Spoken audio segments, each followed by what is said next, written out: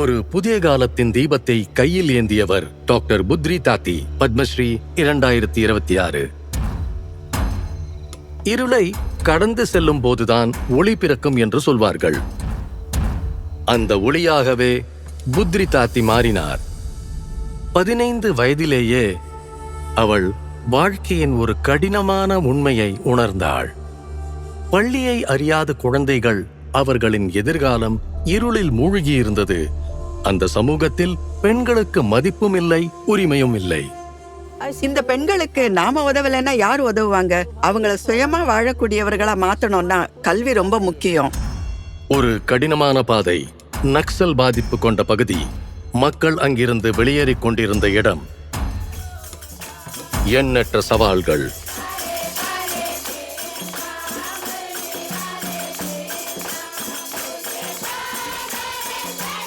பசி, தாகம் எதையும் பொருட்படுத்தாமல் அவள் கிராமமாக பல மைல்கள் நடந்து சென்றாள்.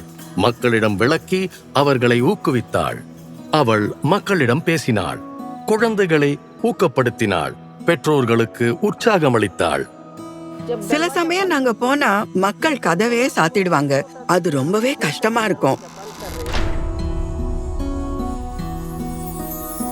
காலத்தின் போக்கில் மூடப்பட்டிருந்த அந்த கதவுகள் திறக்கத் தொடங்கின.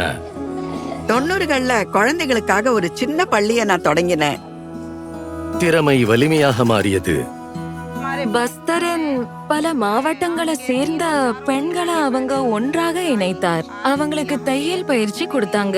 இன்னைக்கு அந்த பெண்கள்ல பல பேரு அவங்க வாழ்வாதாரத்தை தாங்களே உருவாக்கிக்கிட்டு இருக்காங்க. கலாச்சாரம் மீண்டும் உயிர்ப்புடன் ஒலிக்கத் தொடங்கியது. ஒரு காலத்தில் அவளை நிராகரித்த அதே சமூகம் இறுதியில் அவளை அரவணைத்தது. ஆனால் புத்ரி தாத்திக்கு எந்த விருதையும் விட மதிப்பு மிக்கது ஒன்று இருந்தது. குழந்தைகளின் முகத்தில் மலரும் புன்னகை, கல்வியை நோக்கி அவர்கள் முன்னேறும் அடிகள். அவர்களுக்கு அவள்.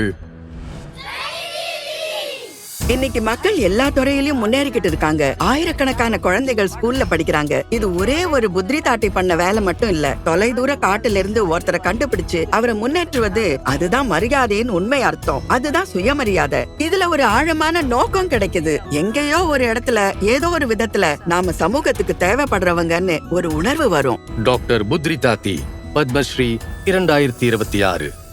கோடி கோடி நமஸ்காரம்.